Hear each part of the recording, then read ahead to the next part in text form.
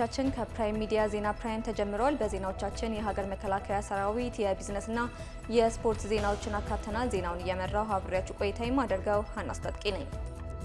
ጠቅላይ ሚኒስትር አብይ አህመድ ከሮማው ርዕሰ ሊቃነ ጳጳሳት ብፁዕ ወቅዱስ ሊዮ 14ኛ ጋር በቫቲካን ተወያዩ። በአዲስ አበባ ከተማ አስተዳደር የንግዱ ማህበረሰብ ሚና ለሁለንተናዊ ብልጽግና በሚል መሪ ሀሳብ ከንግዱ ማህበረሰብ ጋር የማጠቃለያ ውይይት ተካሄደ። በሶማሊያ የአልሸባብ ጥቃት ተባብሶ ሊቀጥል ይችላል ተባለ።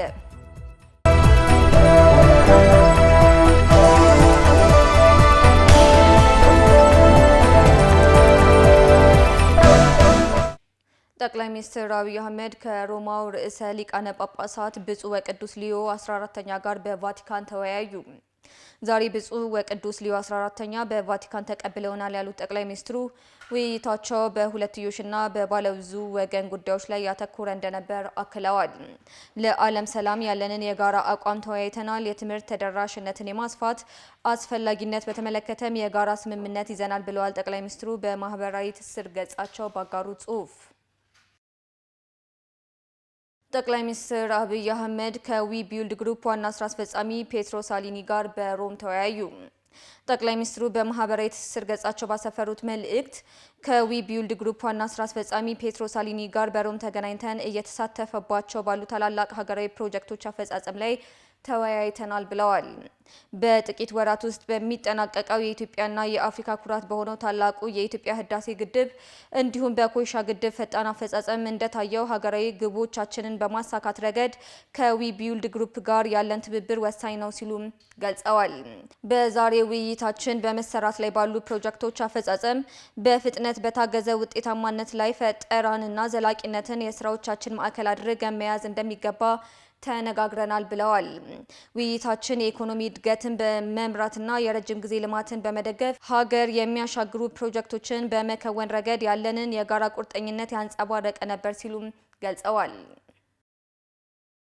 ጠቅላይ ሚኒስትር አብይ አህመድ ከልዑክ ቡድናቸው ጋር ጣሊያን ሮም ከማቅናታቸው በፊት በፈረንሳይ ስኬታማ ቆይታ አድርገዋል። ኢትዮጵያና ፈረንሳይ የቆየ ጠንካራ ወዳጅነት ያላቸው ሀገራት መሆናቸውም ይታወቃል። የሁለቱን ሀገራት ዘመናትን የተሻገረው ግንኙነት ታደሰ ታምራት እንደሚከተለው ያቀርበዋል። ኢትዮጵያና ፈረንሳይ ረጅም ዘመን ያስቆጠረ ዲፕሎማሲያዊ ግንኙነት ያላቸው ሀገራት ሲሆኑ ግንኙነታቸው ከ17ኛው መቶ ክፍለ ዘመን በፊት እንደተጀመረ የታሪክ መዛግብት ያሳያሉ። የሀገራቱ የግንኙነት እየተጠናከረ ሲመጣ የወዳጅነትና የንግድ ስምምነት ወደ ማድረግ እየተሻገሩና በተለይ ኢትዮጵያ የአድዋ ድል ከተቀዳጀች በኋላ እንደ አውሮፓ አቆጣጠር በየካቲት ወር 1897 የኢትዮ ጅቡቲ የድንበር ስምምነት በመፈራረም የዲፕሎማሲያዊ ትብብራቸውን መሰረት ጥለዋል። እንደ አውሮፓ አቆጣጠር በ1904 ኢትዮጵያና የፈረንሳይ የወዳጅነት በአዲስ አበባ ዋና በድሬዳዋ ቢሮ መከፈቱ ለግንኙነታቸው መጠናከር የበኩሉ ሚና ተጫውቷል። ሁለቱ ሀገራት የዲፕሎማሲያዊ ግንኙነታቸውን የጀመሩበትን 125ኛ ዓመት የዛሬ 3 ዓመት በ2014 ዓ.ም ክብረ በዓላቸውን በተለያዩ መርሃ ግብሮች አክብረዋል። ከሁነቶቹ መካከል በአዲስ አበባ የሁለቱን ሀገራት የንግድ ግንኙነት ማጠናከርን ዓላማ በማድረግ የተካሄደው የኢንቨስትመንት ፎረም ይገኝበታል። በፎረሙ ላይ የኢትዮጵያና የፈረንሳይ ኩባንያዎችም ተሳትፈዋል። የ125 ሁነት የግንኙነት ዓመታቱን ከመዘከር ባለፈ ሀገራቱ ግንኙነታቸውን ወደ ላቀ ደረጃ ለማሳደግ ዳግም ቃል ኪዳናቸውን ያደሱበት ወቅትም ሆኖም አልፏል። ግንኙነቱ መንግስታዊ ብቻ ሳይሆን ጠንካራ የህዝብ ለህዝብ ትስስርንም ያካተተ ነበረ። የፌዴሪ ጠቅላይ ሚኒስትር ዶክተር አብይ አህመድ በጥቅምት ወር 2011 ዓ.ም በአውሮፓ ሀገራት የስራ ጉብኝት ሲያደርጉ አንደኛዋና ተመራጭ መዳረሻቸው ፈረንሳይ ነበረች። ጠቅላይ ሚኒስትር በወቅቱ ከፈረንሳይ ፕሬዚዳንት ኢማኑኤል ማክሮን ጋራ ሁለቱ ሀገራት በትብብር በሚሰሩባቸው ጉዳዮች ላይ መምከራቸውም ይታወቃል። ከነዚህም መካከል ዓለም አቀፍ መድረክ ላይ አንድ የሚያደርጓቸው አጀንዳዎች በጸረ ሽብርና በአየር ንብረት ለውጥ ላይ በጋራ ለመስራት መስማማታቸው እንዲሁም ጠቅላይ ሚኒስትር ዶክተር አብይ አህመድ ፈረንሳይን ከጎበኙ ከ5 ወራት በኋላ ፕሬዚዳንት ኢማኑኤል ማክሮን በኢትዮጵያ የ2 ቀናት ይፋዊ የስራ ጉብኝት ማድረጋቸውንም የሚታወስ ነው። ማክሮን ኢትዮጵያን በጎበኙበት ወቅት ሁለቱ ሀገራት በተለያዩ መስኮች በጋራ መስራት የሚያስችላቸውን ስምምነቶችንም ተፈራርመዋል። ከስምምነቶቹ መካከል ፈረንሳይ ለላሊበላ ውቅር አብያተ ክርስቲያናት ቅርስ እድሳትና የሙያ ገንዘብ ድጋፍ የምታደርግበት ማዕቀፍም ይጠቀሳል። ማክሮን በወቅቱ የላሊበላ ውቅር አብያተ ክርስቲያናትን መጎብኘታቸው የሚታወስ ነው። ጠቅላይ ሚኒስትር ዶክተር አብይ አህመድ ከ4 ዓመታት በኋላ በየካቲት ወር 2015 ዓ.ም በፈረንሳይ የስራ ጉብኝትም አድርገዋል። ጠቅላይ ሚኒስትር ከፈረንሳይ ፕሬዚዳንት ኢማኑኤል ማክሮን ጋር የሁለቱን ሀገራት የንግድና የኢንቨስትመንት ግንኙነት ማጠናከር በሚቻልበት ሁኔታ ላይም መክረዋል። በአሁኑ ወቅት ሁለቱ ሀገራት መካከል ያለው የኢኮኖሚ ትስስር እየጎለበተ መጥቷል። ኢትዮጵያና ፈረንሳይ በአቪዬሽን ዘርፍ ያላቸው ትብብርም ከጊዜ ወደ ጊዜ እያደገ መጥቷል። ሁለቱ ሀገራት በ2009 ዓ.ም በሲቪል አቪዬሽን፣ በአየር ትራንስፖርትና መሰረተ ልማት ዘርፎች ትብብራቸውን ለማጠናከር የሚያስችል ስምምነትም መፈራረማቸው የሚታወስ ነው። ስምምነቱ በአሁኑ ወቅት የኢትዮጵያ አየር መንገድ ወደ ፈረንሳይ የሚያደርገውን ሳምንታዊ በረራ የሚያሳድግና በቀጣይም ተጨማሪ በረራዎች ለማድረግ የሚያስችል ነው። የኢትዮጵያ አየር መንገድ በአፍሪካ የመጀመሪያ የሆነውን ኤርባስ ኤ350 ህዝባር 1000 ኢትዮጵያን ላንድ ኦፍ ኦሪጂን የተሰኘ የመንገደኞች አውሮፕላን ከፈረንሳይ ኤርባስ ኩባንያ በጥቅምት ወር 2017 ዓ.ም መረከቡ ይታወቃል። ጠቅላይ ሚኒስትር ዶክተር አብይ አህመድ ሰሞኑን በፈረንሳይ ፓሪስ ያደረጉት የኢንዱስትሪ ጉብኝት በቴክኖሎጂና በአርቲፊሻል ኢንተለጀንስ ላይ ያተኮረ ነበረ። ከልዑካን ቡድናቸው ጋር በመሆን ስቴሽን ኤፍ የተባለውን ዓለም አቀፉን የግል ቴክኖሎጂ የስታርት አፕ ቢዝነስ መፍጠሪያ ማዕከልንም ጎብኝተዋል። የኢትዮጵያ ስታርት አፕ ከባቢ ገና በጅምር ደረጃ ያለ ቢሆንም የቴክኖሎጂ እውቀት ጠገብ በሆኑ ወጣቶች የተሞላ እንዲሁም ጠንካራ አቅም እያሳየ በማደግ ላይ ባለ የዲጂታል ትስስር እየተመራ የሚገኝ ነው። መንግስት እንደ ዲጂታል 2025 ያሉ ስትራቴጂዎችን በመንደፍ ፈጠራን ለመደገፍ እርምጃዎችን በመውሰድ ላይ ይገኛል። ጠቅላይ ሚኒስትር ዶክተር አብይ አህመድ በ5G እና 6G ቴክኖሎጂስ፣ በሳይበር ደህንነት፣ በአርቲፊሻል ኢንተለጀንስ እና የኦፕቲካል ትስስር የሆነውን የኖኪያ ፈረንሳይ ዋና መስሪያ ቤትንም ጎብኝተዋል። በመጨረሻም ፈረንሳይ የሚገኘውን ታሌ የምርምር እና የቴክኖሎጂ ማዕከል ጎብኝተዋል። ይህ በብዝሃ ዘርፍ የሚንቀሳቀስ የታሌ ግሩፕ የምርምር ተቋም የኩባንያ ዓለም አቀፍ የምርምር ጥረት የማዕዘን ድንጋይ ሆኖ የሚያገለግል ማዕከል ሲሆን በኤሮስፔስ፣ መከላከያና አርቲፊሻል ኢንተለጀንስ መስኮች ላይ ያተኩራል። ጠቅላይ ሚኒስትሩ በአሁኑ ሰዓት ጣሊያን ሮም ይገኛሉ። በአዲስ አበባ ከተማ አስተዳደር የንግዱ ማህበረሰብ ሚና ለሁለንተናዊ ብልጽግና በሚል መሪ ሀሳብ ከንግዱ ማህበረሰብ ጋር የማጠቃለያ ውይይት ተካሂዷል።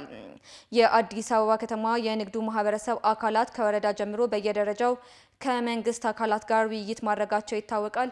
የዚህን ዜና ዝርዝር ባልደረባችን ታደሰ ታምራት እንደሚከተለው ያቀርበዋል። የአዲስ አበባ ከተማ አስተዳደር የንግዱ ማህበረሰብ ሚና ለሁለንተናዊ ብልጽግና በሚል መሪ ሀሳብ ከንግዱ ማህበረሰብ ጋር የማጠቃለያ መድረክ አካሄደ። የአዲስ አበባ ከተማ ንግድ ማህበረሰብ አካላት ከወረዳ ጀምሮ በየደረጃው ከመንግስት አካላት ጋር ውይይት ማድረጋቸው በዕለቱም ተገልጸዋል። በዕለቱ የማጠቃለያ መድረክ ላይ የአዲስ አበባ ከተማ ከንቲባ አዳነች አቤቤና የከተማው አስተዳደር ምክትል ከንቲባ አቶ ዣንጥራር አባይ የከተማ አስተዳደሩ የንግድ ማህበረሰቡ በውይይቱ ላይ ላነሷቸው ጥያቄዎች ምላሽና ማብራሪያ ሰጥተዋል።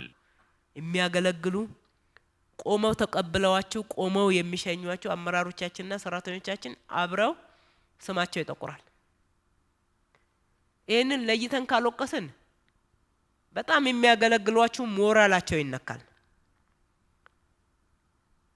ሰው ከጥቅሙ በላይ ሞራል ይገነባዋልና ችግር ያለባቸውን ደግሞ ጠንክራቸው አጋልጣቸው ካልሰጣችሁን ችግሩ ይከርምባቸዋል።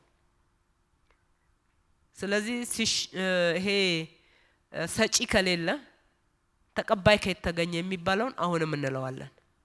አታሽሹት፣ ከናንተ አታርቁት። ግዴላችሁ መሰረታዊ ለውጥ ትፈልጉ የለ ከፈለጋችሁ እንስማማና ትንሹ ጣውረር ሲያጋጥማችሁ ተቋቋሙት። ጨከን በሉ። ጨከን ብላችሁ መብታችሁን ለማስከበር ጥረት አድርጉ። በዕለቱ ከንቲባ አዳነች አቤቤ እንደገለጹት መንግስት የንግዱ ማህበረሰብ ችግር ከመፍታት ጎን ለጎን ምቹ የስራ ቦታን እየፈጠረ ይገኛል። የንግድ ማህበረሰቡ ችግርንም በደረጃ እየፈታ መሆኑንም ገልጸዋል። የግብር አሰባሰብንም በማሻሻል ምቹ የንግድ ስርዓት እየተዘረጋ ነው ያሉት ከንቲባዋ ባለፉት 9 ወራት በብልሹ አሰራር ተሳትፎ የተገኙ ከ160 በላይ ግለሰቦች ላይ እርምጃ መወሰዱንም ጠቁመዋል። ከገቢ አንጻርም የከተማችን ገቢ ከማሳደግ አይን የመጣውን ለውጥ ማድነቅ ያስፈልጋል ብዬ አስባለሁኝ። ከነበርንበት በከፍተኛ ሁኔታ መሻሻሎች የታዩበት ከተማ ነው። የግብር አቅማችን ማሳደግ ብቻ ሳይሆን የግብር ከፋዩን ቁጥር መጨመርም ቤዙንም በማስፋት የተከናወነው ስራ በመቶዎቹ እጥፍ ነው ይሄ ከተማ እያደገ ያለው። ከነበርንበት 30 ቢሊዮን የመሰብሰብ አቅም ዛሬ የአመቱ እቅዳችን 230 ቢሊዮን ደርሷል። በ9 ወሩ ብቻ ወደ 161 ቢሊዮን መሰብሰብ የተቻለበት ከተማ ነው።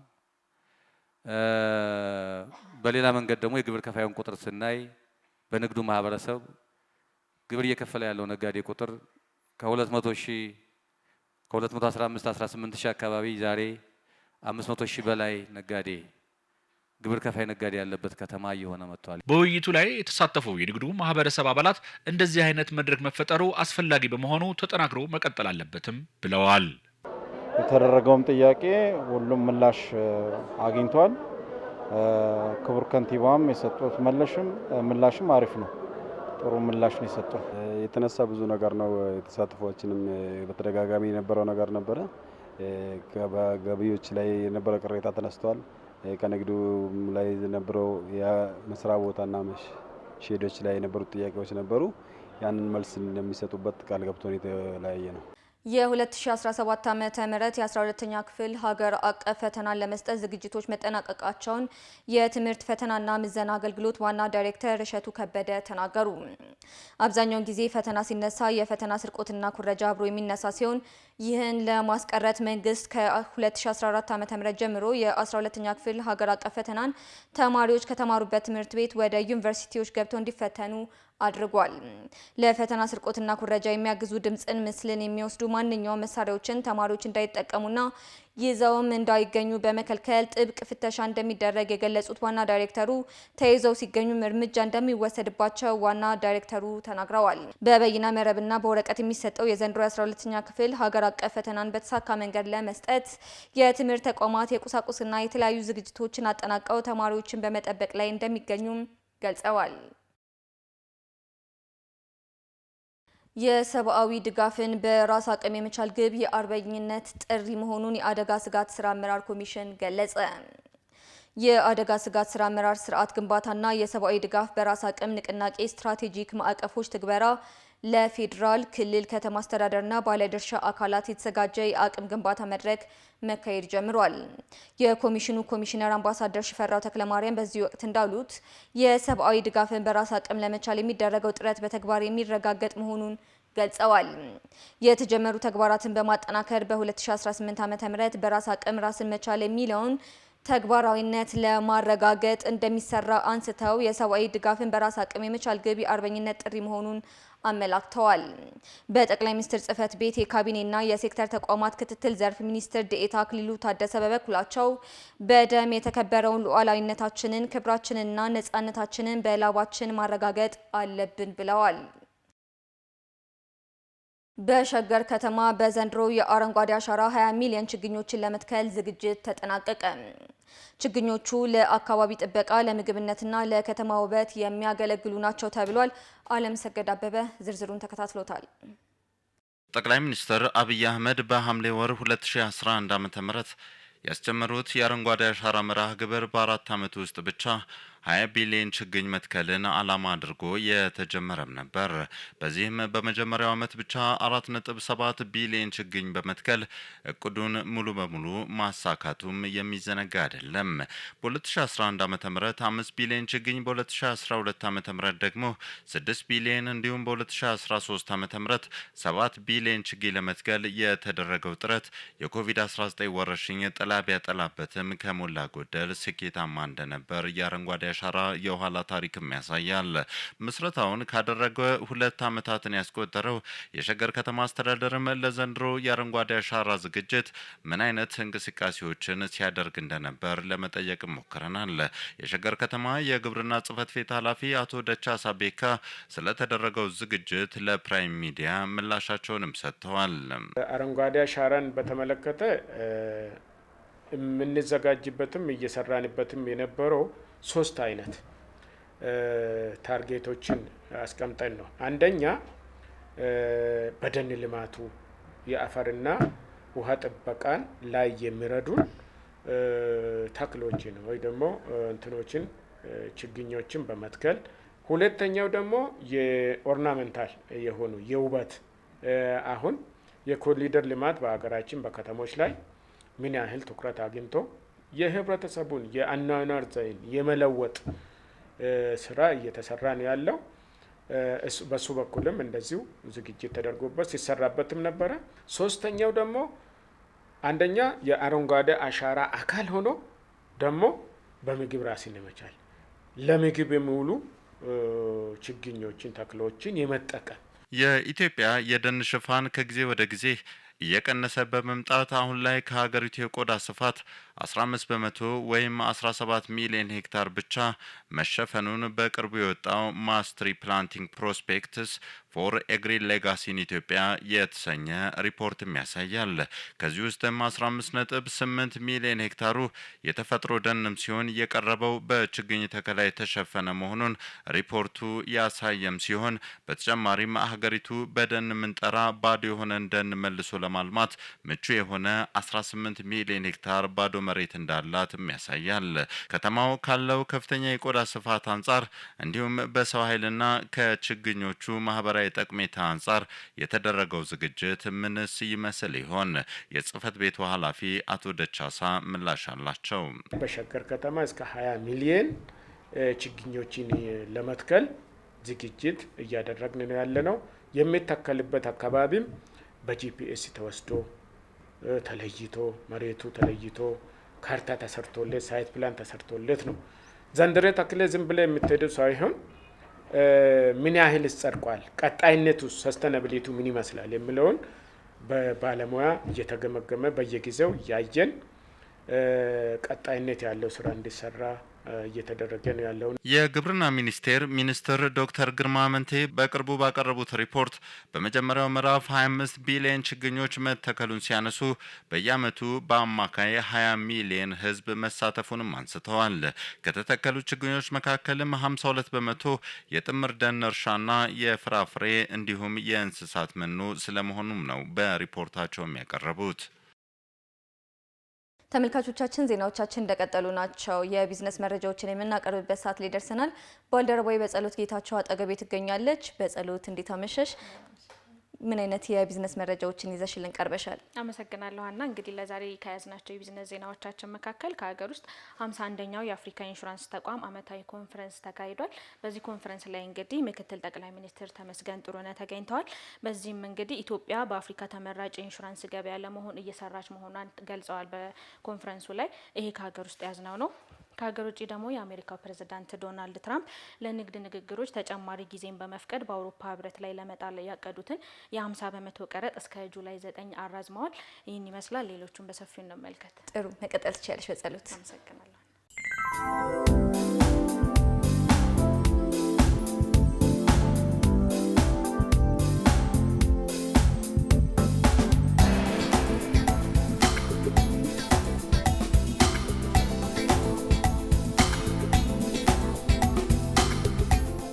ምክትል ጠቅላይ ሚኒስትር ተመስገን ጥሩነህ ኢትዮጵያ በአፍሪካ ተመራጭ የኢንሹራንስ ገበያ ለመሆን እየሰራች መሆኗን ገለጹ።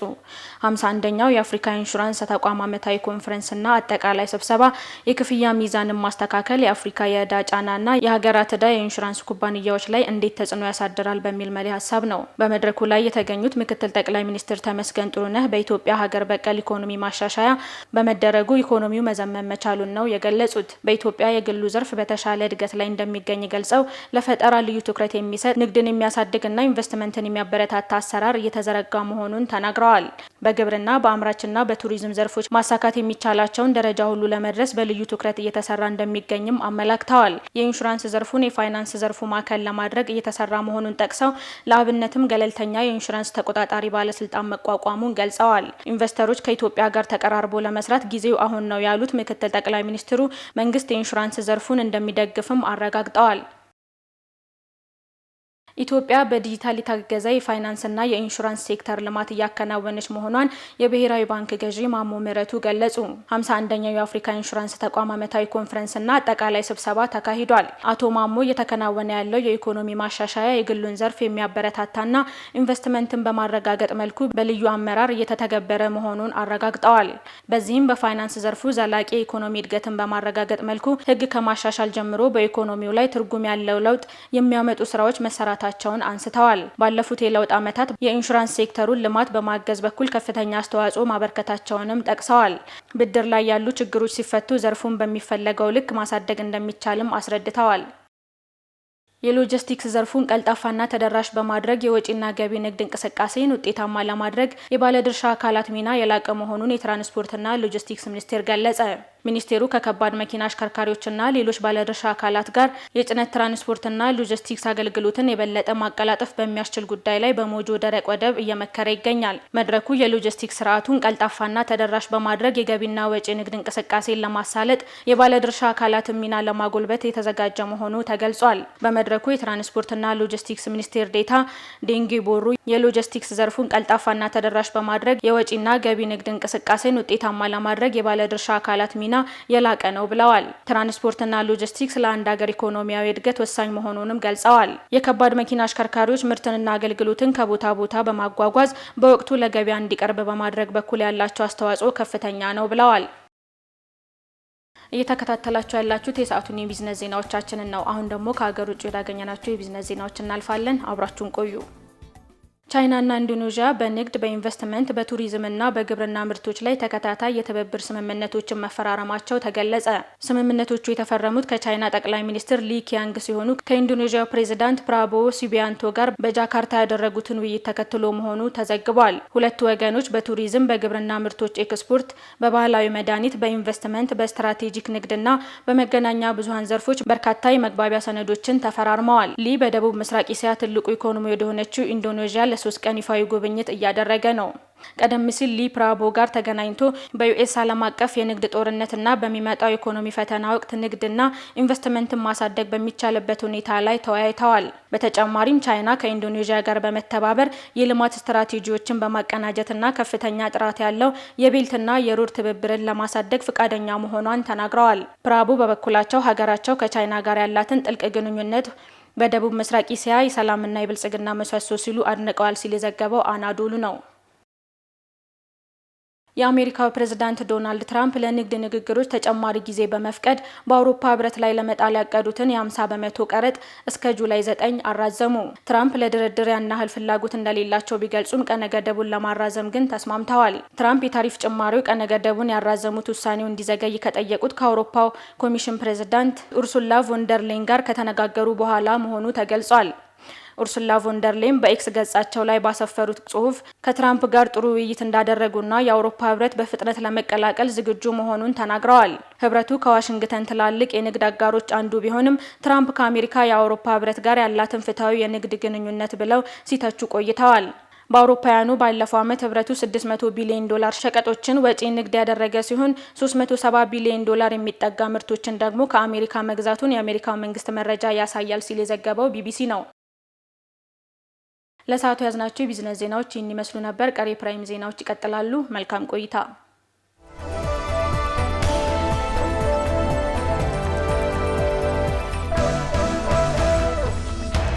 ተመልካቾቻችን ዜናዎቻችን እንደቀጠሉ ናቸው። አሁን ደግሞ ከውጭ ምንጭ ወዳገኘነው ዜና እናልፋለን።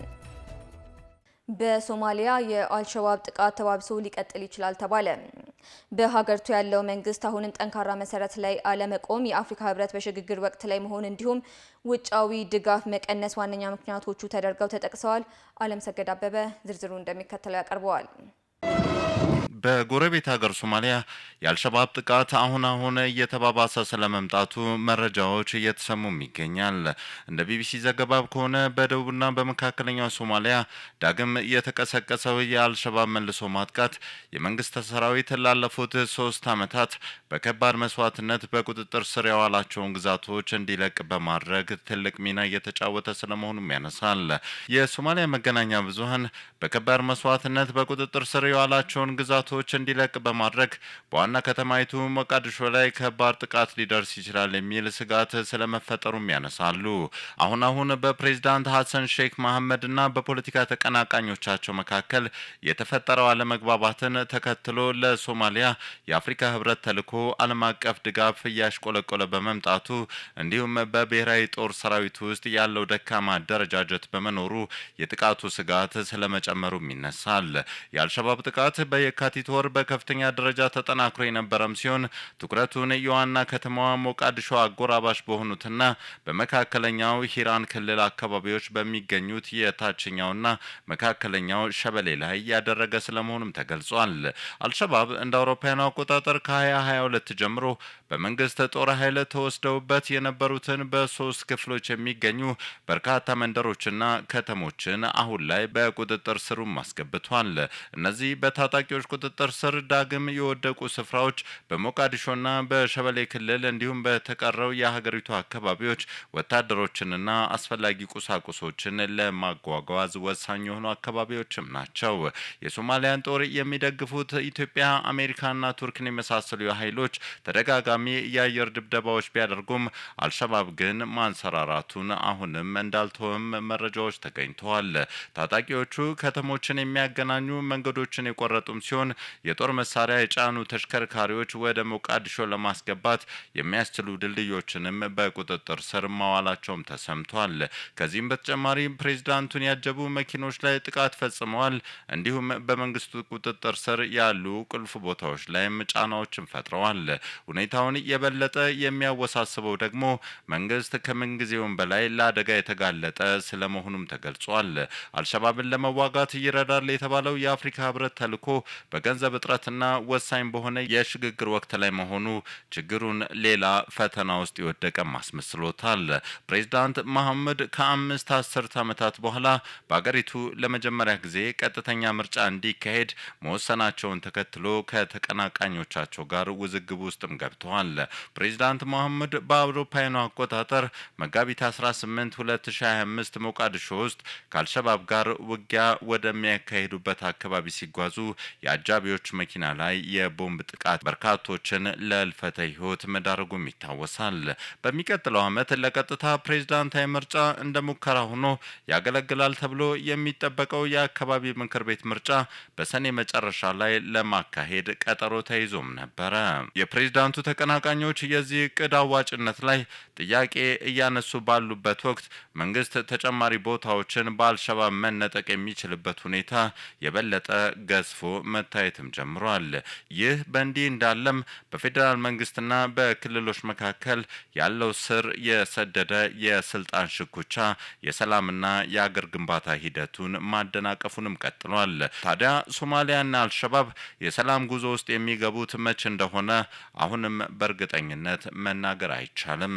ዘገባው የቢቢሲ ነው።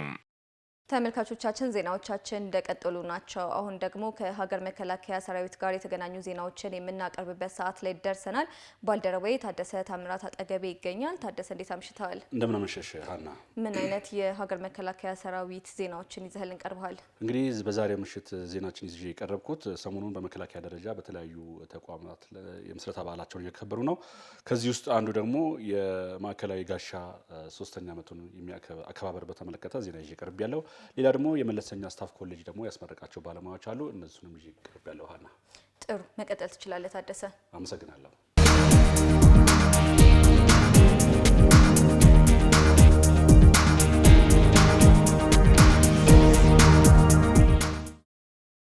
የማዕከላዊ እዝ ጋሻ ኮር 3ኛ ዓመት የምስረታ በዓሉን አከበረ።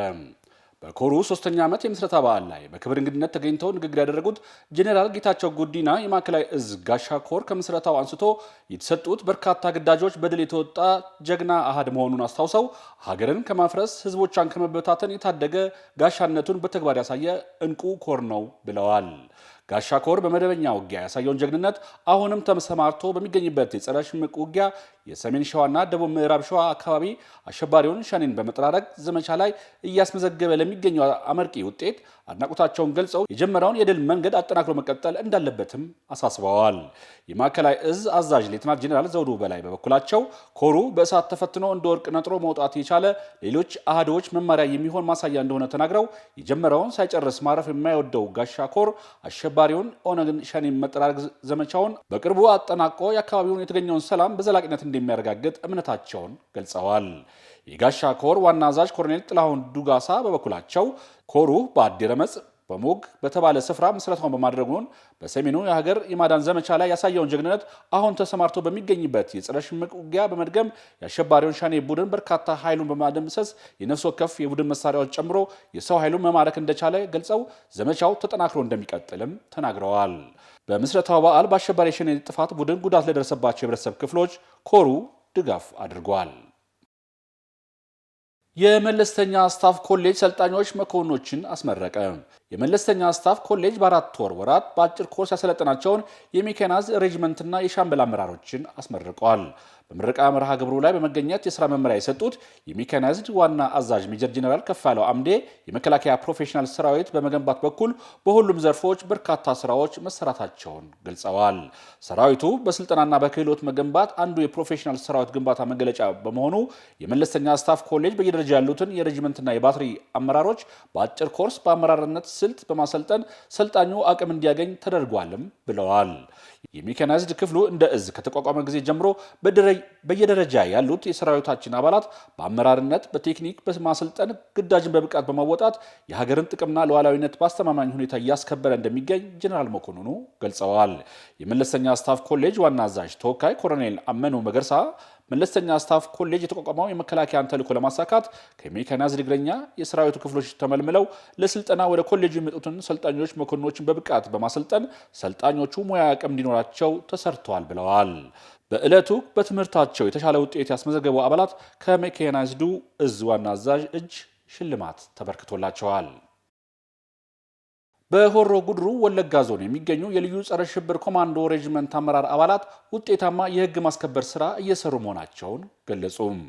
ይህንን የገለጹት የወንጀል መከላከል ጠቅላይ መምሪያ በልዩ የጸረ ሽብር መምሪያ ኃላፊ ኮማንደር ኢብራሂም መሐመድ በቦታው ተገኝተው ከአመራሩ አባላት ጋር ባደረጉት ውይይት ላይ ነው። የሬጅመንቱ አመራርና አባላት በቀጠናው ሲንቀሳቀስ የነበረ ጸረ ሰላም ቡድኖችን በመቆጣጠር በአካባቢው ሰላምና ደህንነት በማስፈን ማህበረሰቡ ከቀውስ ወጥቶ ወደ ልማት እንቅስቃሴ ገብቶ የዕለት ተዕለት ኑሮውን እያከናወነ እንደሚገኝም ተናግረዋል። የድል ባለቤት ልንሆን የቻልነው በተቀናጀ የቡድን ስራ ጠንካራ በመሆናችን እና የሰራዊቱ የስነ ልቦና ዝግጁነት የተሟላ በመሆኑ ያሉት የልዩ ጸረ ሽብር መምሪያ ኃላፊ ኮማንደር ኢብራሂም መሐመድ ባስመዘገብነው ውጤት ሳንኩራራ በቀጣይ ሌሎች አኩሪ ድሎችን ማስመዝገብ አለብን ብለዋል። ተመልካቾች ከመከላከያ ምንጮቻችን ያገኘናቸው ዜና መከላከያ ይህን ይመስላሉ። ሰላም።